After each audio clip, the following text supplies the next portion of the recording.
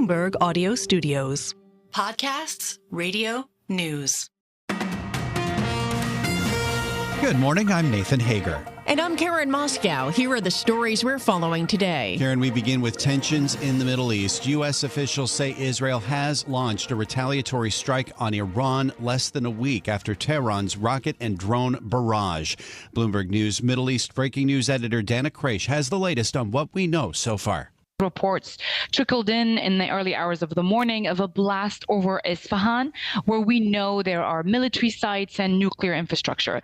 So the blasts are likely the result of what Iranian media is saying is a defense systems activated to intercept what has now we know are drones. We also had a report out that the nuclear site there is completely safe, and that's, of course, reassuring as Iran and Israel are arch rivals, but they also have nuclear programs. Bloomberg's Dana Kraish says Iranian state media are downplaying the attack. Reuters cites an Iranian official saying there was no missile strike and that Iran is not planning a response at this time. Well, Nathan, markets remain on edge on these Middle East tensions. Citigroup Global Chief Economist Nathan Sheets says investors tend to overreact to events initially before settling down. I think at the moment, the market's telling us that the balance of risks here looks to be reasonably favorable, and the response in the oil market has been contained. And if that's the correct assessment, then I think the broader implications of this are it doesn't escalate and we're able to continue on more or less in the status quo. Citigroup Global Chief Economist Nathan Sheets speaking to us earlier on Bloomberg. And checking oil right now, NYMEX crude up 0.6% at $83.21 a barrel, while Brent is at $87.36. And Karen, these tensions could give even more of a push to long-stalled aid for Israel, Ukraine, and Taiwan on Capitol Hill. Bloomberg's Ed Baxter reports that package is on track for votes this weekend. House Speaker Mike Johnson says he expects to bring up split Ukraine, Israel, Taiwan aid bills tomorrow. The chair of the House Intelligence Committee, Mike Turner, on Bloomberg's Balance of Power, says he thinks it is essential to get aid going to Ukraine this week. They are running out of ammunition. Russia is certainly surging and putting additional pressure on that front line. And also the lack of U.S. support is impacting morale even in Ukraine. House Minority Leader Hakeem Jeffries says Democrats are going to do what's necessary to get this across the finish line. The Senate looks to move next week. Ed Baxter, Bloomberg Radio. All right, Ed, thanks. Now to the latest in the criminal case against Donald Trump. The jury has been seated in Manhattan, and Bloomberg's June Grasso reports from New York. 12 jurors and one alternate juror have been sworn in Trump's hush money trial. The jury of Manhattanites includes a sales professional, a software engineer, a security engineer, a teacher, a speech therapist, an investment banker, a retired wealth manager, and several lawyers. The trial judge says he hopes to have jury selection wrapped up today and opening statements on Monday. In New York, June Grasso, Bloomberg Radio. Okay, June, thank you. Now we want to turn back to markets. We're watching shares of Netflix this morning. They are down more than 6% in early trading. Subscriber growth for the streaming giant did surpass estimates, but the company says those gains will be lower this period. Bloomberg's Lucas Shaw is in Los Angeles. He says optimism for Netflix's first quarter had soared in recent days. Expectations for this company were really high. I mean, you saw a lot of analysts publishing optimistic notes leading up to it. The stock has been on a tear over the last few months.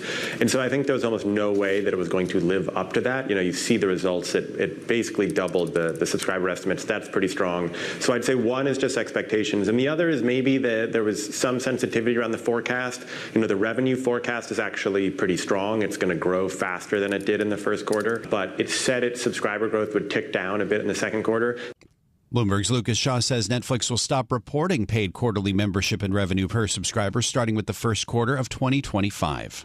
Well, Nathan, the pushback continues from Fed officials on cutting rates too soon. New York Fed President John Williams says economic data will determine the timing. He was asked about the possibility of raising rates. It's not my baseline. My expectation right now is that interest rates are in a good place, and eventually, at some point, would want to lower interest rates as the economy really gets to the 2% inflation that we're headed towards. If the data are telling us that we would need higher interest rates to achieve our goals, then we would obviously want to do that. New York Fed President John Williams' comments were echoed by other Fed officials. Atlanta Fed President Raphael Bostic says he's comfortable keeping rates steady. Minneapolis President Neil Kashkari told Fox the Fed could keep rates where they are all year. Okay, and let's turn back to some corporate news now. Paramount Global could be getting a new buyout look from Sony and Apollo Global Management. We get more on that from Bloomberg's Doug Krisner. We're told in the last week the head of Sony Pictures Entertainment, Tony Vinciquerra, held talks with Apollo about teaming up on a bid. The New York Times says the group would offer cash for shares in Paramount, taking the company private through a joint venture. Now, Sony and Apollo have not submitted an official offer. Paramount is controlled by Sherry Redstone through a family business called National Amusements, and at present, Paramount is in exclusive merger talks with Skydance Media. And independent members of Paramount's board are weighing the Skydance proposal. In New York, I'm Doug Krisner, Bloomberg Radio. All right, Doug, thanks. And shares of Paramount Global are higher by more than 10.5% in early trading. Well, Apple has removed some social media services from its Chinese App Store, Nathan, including Meta's WhatsApp and Threads. That's in response to orders from Beijing to close more loopholes in the country's longstanding internet firewall. Apple has consistently complied with one of the world's most rigid internet censorship regimes. It says the Cyberspace Administration of China ordered the apps removed over national security concerns. And it's time now for a look at some of the other stories making news in New York and around the world. And for that, we're joined by Bloomberg's John Tucker. John, good morning. Good morning, Karen. New York City police have removed a pro-Palestinian protest encampment at Columbia University, arresting more than 100 demonstrators in the process. Mayor Adams says the city was asked in writing by university officials to remove the encampment. Columbia University's students have a proud history of protests and raising their voices. Students have a right to free speech, but do not have a right to violate university policies and disrupt learning on campus. The students had been protesting since early Wednesday, opposing Israeli military action in Gaza. The Biden administration today finalizing a plan to prevent oil development across more than half the U.S. government's mammoth petroleum reserve in Alaska. The story from Washington and Bloomberg's Steve Potisk. This move is among a string of actions by President Biden to curtail development on federal lands and wall off more than 41 million acres for conservation.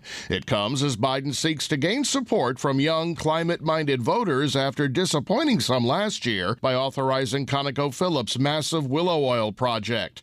The administration is also moving to block road construction essential to opening a copper mine in the state. The moves have drawn condemnation from oil, gas, and mining interests who said the Biden administration is locking up resources essential for fueling America's energy needs today and in the future. That includes, they say, critical minerals for batteries and other technology. In Washington, Steve Potisk, Bloomberg Radio. Ukraine says at least 8 civilians were killed, more than 20 injured in a strike in the country today after Russia launched another barrage, straining the country's dwindling air defenses. And San Francisco is the latest U.S. city preparing to receive a pair of pandas from China. In a continuation of Beijing's famed panda diplomacy, San Francisco Mayor London Breed announcing the panda loan in Beijing this morning. Global news 24 hours a day, whenever you want it with Bloomberg News Now. I'm John Tucker. This is Bloomberg. Karen and Nathan. All right, John, thank you.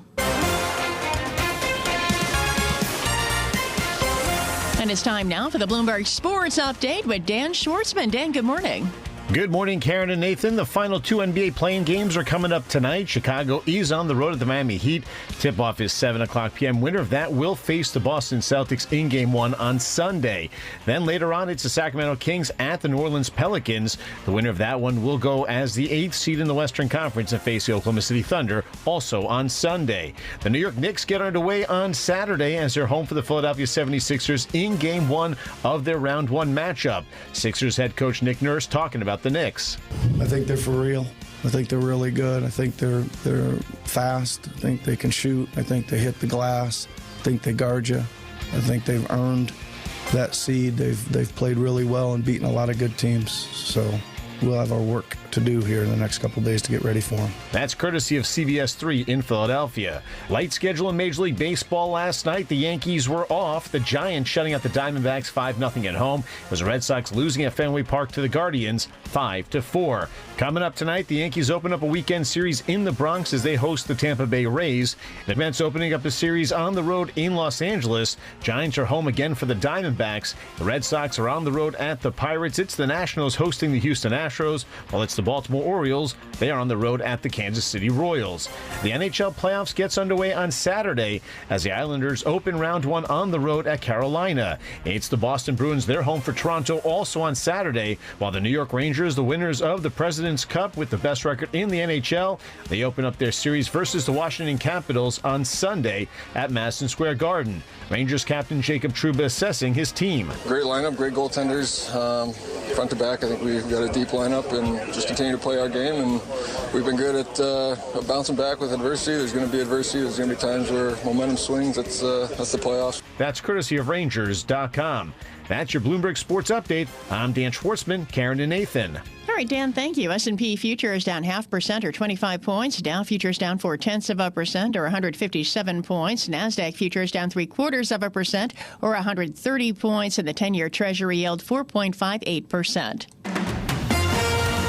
Coast to coast on Bloomberg Radio, nationwide on Sirius XM, and around the world on Bloomberg.com and the Bloomberg Business app. This is Bloomberg Daybreak. Good morning. I'm Nathan Hager. Middle East tensions are once again in the foreground, with U.S. officials saying Israel has launched a retaliatory strike against Iran less than a week after Tehran's barrage of missiles and drones into Israeli territory. For the very latest, we are joined now by Bloomberg's Europe, Middle East, and Africa news director, Rosalind Matheson. Roz, good morning. Can you get us up to speed on what we know at this point about this reported strike? Well, as you were saying, what we know is that U.S. officials tell us that we did have this retaliatory strike where Israel has launched missiles against Iran. Local media reports say they were missiles that were fired potentially from Israeli planes. These were largely at areas in Iran, in the west and central of Iran. It's a city called Isfahan. That's located in a ring of air bases, military bases, but also some key nuclear facilities for Iran. It seems like the nuclear facilities were not targeted, were not hit, and are functioning as normal. But what may have been targeted was an airbase in the region. And that would obviously be about sending that message in response, as you say, to Iran striking Israel about a week ago for the first time from Iranian soil. And so we've kind of entered this era of tit for tat retaliation, reprisals against each other. Both of these actions do seem, however, to have been somewhat calibrated. They didn't target civilian populations, and they have not targeted, in this case, Iranians' nuclear facilities. So the question is this enough to keep this conflict from simmering over? Do they both look at each other and say, this is not enough to set off the regional conflict that markets and others have been fearing might happen? And to that point, Roz, as you mentioned, Israeli media are saying this was a missile strike. We're hearing reports from Iranian state media that they're calling it a drone attack, and that the explosions over the third largest city in Iran, Isfahan, were caused by Iran's air defenses. What does that say about how this could potentially reduce tensions going forward? Well, it's interesting you say Iran seems quite keen. There's a bit of heated rhetoric coming from Iran immediately, as you can imagine, but also the sense that they don't want to overplay this. They're certainly, in a way, downplaying it on their state media, on their broadcasting.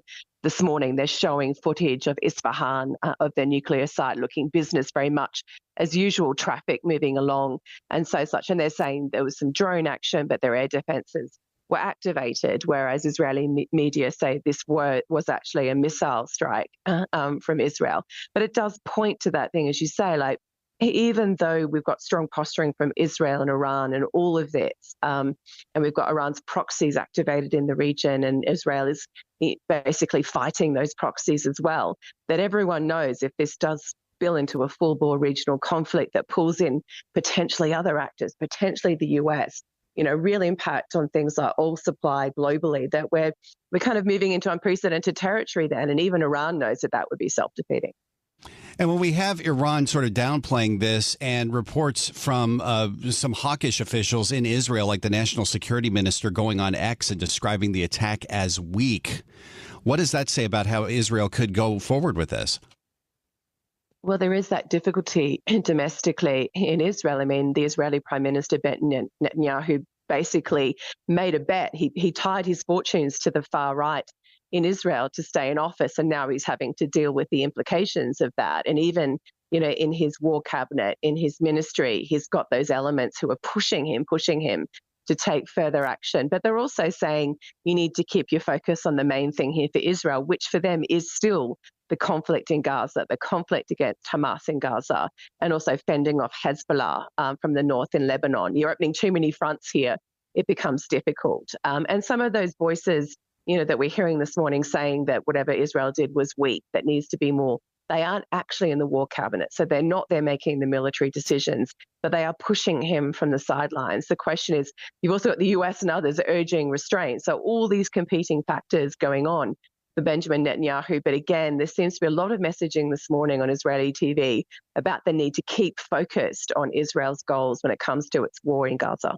And just 30 seconds left. Where does this leave the war in Gaza now? Well, Israel insists very much still that its intention is to mount that offensive inside Rafah in the south. That's where we've got a lot of Palestinian civilians clustered, and that's going to happen sooner rather than later. We'd obviously get telegraphed because Israel have to encourage people and move them out of the way to do so. But certainly there's no sense from Israel that they're being deterred in that goal. So that's probably the next thing to look for at some point. Do we see that offensive begin in Rafah in the south near Egypt? This is Bloomberg Daybreak Today, your morning brief on the stories making news from Wall Street to Washington and beyond.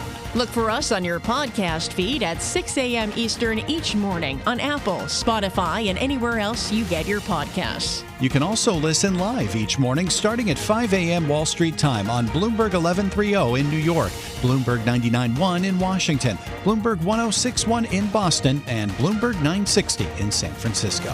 Our flagship New York station is also available on your Amazon Alexa devices. Just say, Alexa, play Bloomberg 1130. Plus, listen coast to coast on the Bloomberg Business app, SiriusXM, the iHeartRadio app, and on Bloomberg.com. I'm Nathan Hager. And I'm Karen Moscow. Join us again tomorrow morning for all the news you need to start your day right here on Bloomberg Daybreak.